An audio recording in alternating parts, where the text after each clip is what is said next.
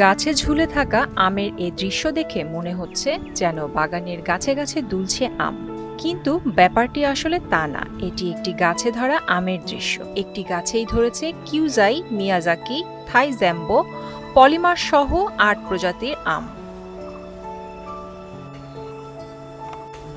২০২২ সালে একটি উন্নত জাতের আম গাছ রোপণ করা হয়। ৬ মাসের মাথায় গাছটির প্রধান শাখা ভেঙে যায়, কিন্তু গোড়ার দিক থেকে নতুন করে ১০টি ডাল গজায়। তখনই ডালগুলোতে কলম তৈরির মাধ্যমে ১০টি ভিন্ন জাতের আম গাছের ডাল বসায় মাদারীপুরের হর্টিকালচার সেন্টার। সেখান থেকে ৮টি জাতের কলম বেঁচে যায়।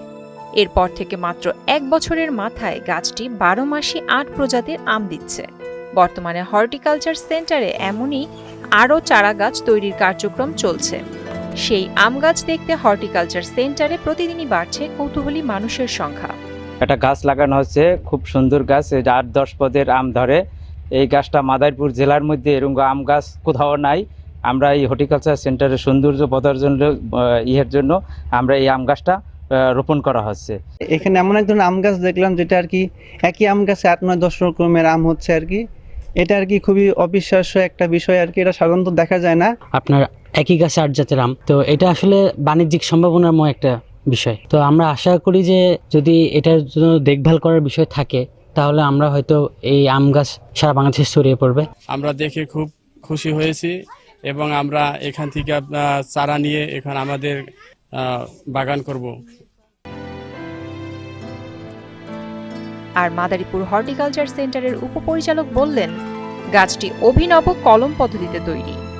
বীজের চারা থেকে কলম করার মাধ্যমে এটি করা হয়েছে। ৮টা ডাল সিলেকশন করে তার ভিতরে আমরা ৮টা জাতের আম, যেমন এখানে আম্রপলি আছে একটা ভালো জাতের, এবং রঙিন আম আছে কিছু, যেটা হলো আপনার মিয়াজাকি, পালমার, আলফানসো। এছাড়া ১২ মাসি আম আছে, বাড়ি আম ১১, কাটিমন। এটা করার উদ্দেশ্য হলো আমাদের অল্প জায়গার মধ্যে আমরা বিভিন্ন জাতের সমন্বয় করতে পেরেছি। প্লাস এখানে ১২ মাসি জাত সমন্বয় করার ফলে আমাদের সারা বছরই কৃষকদের এটা চাহিদাটা পূরণ করতে পারবে। গাছটি ইতোমধ্যে বেশ জনপ্রিয়তা পাওয়ায় অনেকেই গাছটি নিতে আগ্রহ দেখাচ্ছেন। প্রিয়াঙ্কা নিতু, মোহনা ডিজিটাল।